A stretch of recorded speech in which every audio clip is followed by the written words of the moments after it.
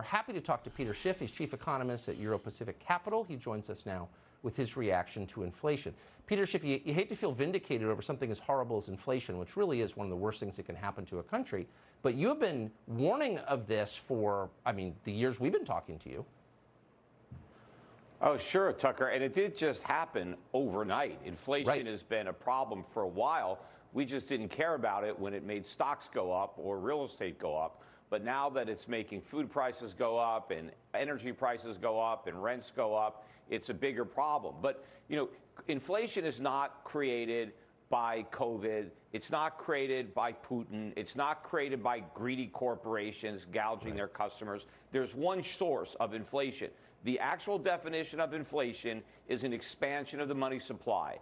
And it's the Federal Reserve that's been expanding the money supply. They've called it quantitative easing, but they keep creating dollars, and it's the U.S. government that spends those dollars into circulation. And as it does that, the value of each dollar goes down, and so the price of everything that you buy with dollars goes up.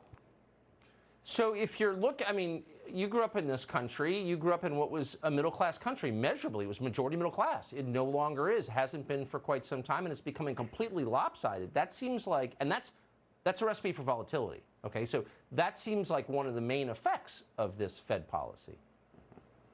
Well, the middle class is going to feel the inflation tax the hardest. You know, their wages are not going to go up nearly as much as the cost of living. There are other people who are retired who are on fixed incomes, and those incomes aren't going to go up at all, but the cost of living is. And, you know, when we got these inflation numbers yesterday, and they're saying 7.9%, which is the worst inflation since 1982, what they don't tell you is that we had a different CPI in 1982, and if we use the same CPI today that we used then, we would be over 15% inflation, which means 2021 or 2022 right now, this is the worst inflation in our lifetimes. We're experiencing higher inflation now than anything during the 1970s, and this decade is just getting started. Inflation's got only one way to go, and that's up.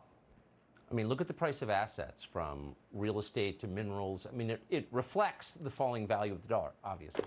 We appreciate you coming on. Peter Schiff, thank you so much.